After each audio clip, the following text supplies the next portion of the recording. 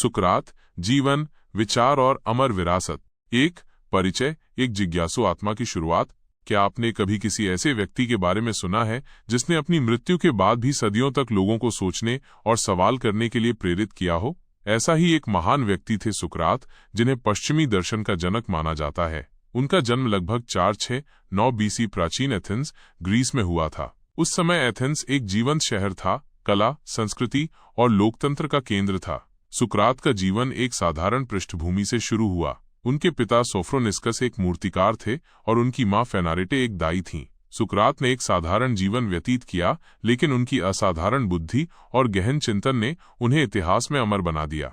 सुकरात ने कोई भी लिखित ग्रंथ नहीं छोड़ा। उनके विचार और शिक्षाएं हमें मुख्य रूप से उनके शिष्य प्लेटो द्वारा लिखित संवादों के माध्यम से ज्ञात होती हैं। प्लेटो ने अपने गुरु के विचारों को संवादों के रूप में दर्ज किया, जिसमें सुकरात विभिन्न विषयों पर अपने समकालीनों के साथ चर्चा करते हुए दिखाई देते हैं। इन संवादों से पता चलता है कि सुकरात का मानना था कि हर व्यक्ति के भीतर ज्ञान छिपा होता है और ये ज्ञान सही प्रश्न पूछकर और तर्क के माध्यम से ही बाहर निकाला जा सकता है। उनका मानना था कि वास्तविक ज्ञान बाहरी दुनिया को समझने से अधिक महत्वपूर्ण है, ये आत्मज्ञान है। 2. सुकरात के प्रमुख विचार, दर्शन का आधार। सुकरात के दर्शन का केंद्र बिंदु आत्मज्ञान और नैतिकता था। उनके कुछ प्रमुख विचार इस प्रकार हैं। ए. आत्मज्ञान, नो थायसेल्फ।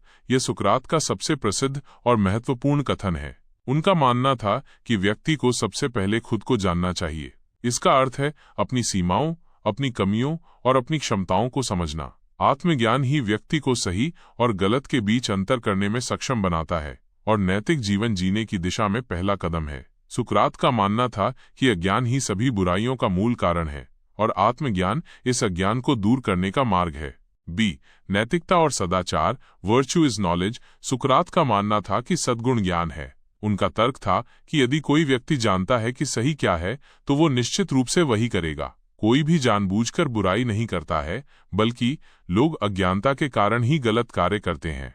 उनका मानना था कि न्याय, साहस, संयम और ज्ञान जैसे सद्गुण ही मानव जीवन का लक्ष्य होने चाहिए। इन सद्गुणों को प्राप्त करने का मार्ग ज्ञान की खोज है।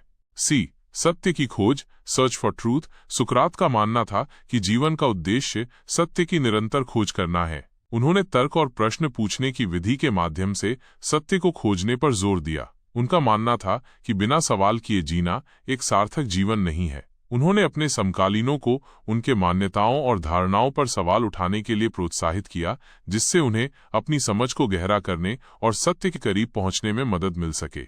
डी. आत्मा की अमरता, इमॉर्टैलिटी ऑफ द सोल। यद्यपि सुकरात ने इस विषय पर सीधे तौर पर कोई विस्तृत सिद्धांत नहीं दिया, लेकिन उनके संवादों से पता चलता है कि वे आत्मा की अमरता में विश्वास करते थे। उनका मानना था कि मृत्यु शरीर का अंत है, लेकिन आत्मा जीवित रहती है। यह विश्वास उनके नैतिक दर्शन का एक महत्वपूर्ण हिस्सा था, जो उन्हें मृत्यु के भय से ऊपर उठने और सत्य के लिए खड़े होने की शक्ति देता था। 3. सुकरात की शिक्षण शैली, प्रश्न पूछने की कला। सुकरात की शिक्षण शैली पारंपरिक नहीं थी। उन्होंने व्याख्यान देने या ज्ञान प्रदान करने के बजाय लोगों को सोचने और अपने विचारों पर सवाल उठाने के लिए प्रेरित किया। उनकी शिक्षण पद्धति को सुकराती विधि या प्रश्नोत्तर विधि के रूप में जाना जाता है। इस विधि में निम्नलिखित चरण शामिल थे। ए. प्रश्न पूछना, आस्किंग क्वेश्चंस। सुकरात लोगों से विभिन्न विषयों पर सरल और स्पष्ट प्रश्न पूछते थे। ये प्रश्न अक्सर उनकी मान्यताओं और धारणाओं को चुनौती देते थे। बी. उत्तर की जांच करना, एग्जामिनिंग आंसर्स। जब कोई उत्तर देता था तो सुकरात उस उत्तर का बारीकी से विश्लेषण करते थे। वे उस उत्तर में निहित तर्कों की जांच करते थे और संभावित विरोधाभासों को उजागर करते थे। सी. तर्क वितर्क करना, इंगेजिंग इन डायलॉग। सुकरात और उनके शिष्य या विरोधी तर्क वितर्क में शामिल होते थे। वे अपने विचारों को स्पष्ट करते थे और दूसरों के विचारों पर सवाल उठाते थे। ये प्रक्रिया उन्हें सत्य के करीब पहुंचने में मदद करती थी। डी. अज्ञानता का बोध कराना, ब्रिंगिंग अवेयरनेस ऑफ इग्नोरेंस। सुकरात का उद्देश्य लोगों को यह महसूस कराना था कि वे वास्तव में कितना कम जानते हैं। उनका मानना था कि अज्ञानता का स्वीकार करना ज्ञान की दिशा में पहला कदम है। ई. सत्य तक पहुंचना, रीचिंग ट्रूथ। इस प्रक्रिया के माध्यम से सुकरात और उनके सहभागी धीरे धीरे सत्य की ओर बढ़ते थे। यह एक सतत प्रक्रिया थी जिसमें तर्क और आलोचनात्मक सोच महत्वपूर्ण भूमिका निभाते थे। सुकरात की यह शिक्षण शैली उस समय के पारंपरिक शिक्षकों से बहुत अलग थी, जो अक्सर अपने ज्ञान को बिना किसी प्रश्न के सौंप देते थे। सुकरात ने लोगों को स्वतंत्र रूप से सोचने और अपने स्वयं के निष्कर्षों पर पहुंचने के लिए प्रोत्साहित किया। 4. न्याय और मृत्यु, सत्य के लिए बलिदान।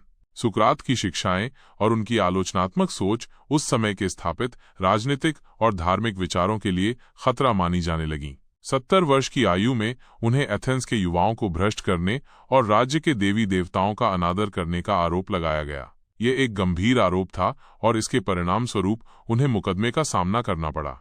अदालत में अपने बचाव में सुकरात ने अपने सिद्धांतों से समझौता करने से इनकार कर दिया। उन्होंने अपनी शिक्षाओं को सही ठहराया और तर्क दिया कि उनका उद्देश्य युवाओं को बेहतर नागरिक बनाना था। उन्होंने अपने जीवन काल में किए गए कार्यों पर कोई पछतावा व्यक्त नहीं किया। अदालत ने सुकरात को दोषी पाया और उन्हें मौत की सजा सुनाई। उन्हें जहर पीने का आदेश दिया गया, जो उस समय एथेंस में मृत्युदंड देने का एक सामान्य तरीका था। उनके शिष्यों ने उन्हें भागने की व्यवस्था करने की पेशकश की, लेकिन सुकरात ने इसे अस्वीकार कर दिया। उनका मानना था कि कानून का पालन करना महत्वपूर्ण है, भले ही वो अन्यायपूर्ण लगे। उन्होंने तर्क दिया कि एक अच्छे व्यक्ति को गलत काम नहीं करना चाहिए और भागना कानून का उल्लंघन होगा। अपनी मृत्यु से पहले सुकरात ने अपने शिष्यों के साथ दार्शनिक चर्चाएं जारी रखीं। उन्होंने अपनी अंतिम सांस तक अपने सिद्धांतों में विश्वास बनाए रखा। उन्होंने शांतिपूर्वक जहर पिया और अपनी मृत्यु को गले लगाया। सुकरात की मृत्यु ने न केवल एथेंस को बल्कि पूरे विश्व को झकझोर कर रख दिया। यह सत्य और न्याय के लिए एक महान दार्शनिक के बलिदान का प्रतीक बन गया। 5. सुकरात की विरासत, अमर विचार। सुकरात की मृत्यु के बाद उनके विचारों को उनके सबसे प्रसिद्ध शिष्य प्लेटो ने आगे बढ़ाया। प्लेटो ने अपने गुरु के संवादों को लिखकर उन्हें अमर बना दिया। प्लेटो के लेखन में सुकरात के विचार, तर्क और प्रश्न उत्तर शैली को संरक्षित किया गया, जिसने पश्चिमी दर्शन की नींव रखी। सुकरात की विरासत आज भी शिक्षा, कानून, राजनीति और नैतिकता के क्षेत्र में गहरी रूप से महसूस की जाती है। उनकी शिक्षाएं हमें आलोचनात्मक रूप से सोचने, सवाल उठाने और सत्य की खोज करने के लिए प्रेरित करती हैं। सुकरात का मानना था कि एक परीक्षित जीवन जीने योग्य नहीं है और ये विचार आज भी प्रासंगिक है। शिक्षा में प्रभाव। सुकरात की प्रश्न उत्तर विधि आज भी शिक्षण में एक महत्वपूर्ण उपकरण के रूप में उपयोग की जाती है। ये छात्रों को सक्रिय रूप से सीखने और अपनी समझ विकसित करने के लिए प्रोत्साहित करती है। कानून और न्याय में प्रभाव। सुकरात के न्याय और सत्य के प्रति समर्पण ने कानूनी और न्यायिक प्रणालियों को प्रभावित किया है। उनके सिद्धांतों में निष्पक्षता, सत्यनिष्ठा और कानून के शासन का महत्व निहित है। राजनीति में प्रभाव। सुकरात का मानना था कि एक अच्छे नागरिक को अपने समुदाय के लिए जिम्मेदार होना चाहिए और नैतिक सिद्धांतों का पालन करना चाहिए। उनके विचार राजनीतिक दर्शन और नागरिकता की अवधारणा को प्रभावित करते हैं। नैतिकता में प्रभाव। खुशी है कि ये जानकारी आपके लिए उपयोगी रही। सुकरात जैसे महान दार्शनिकों के जीवन और विचारों को जानना हमें बेहतर इंसान बनने और एक बेहतर समाज बनाने के लिए प्रेरित करता है। आपकी सराहना के लिए धन्यवाद।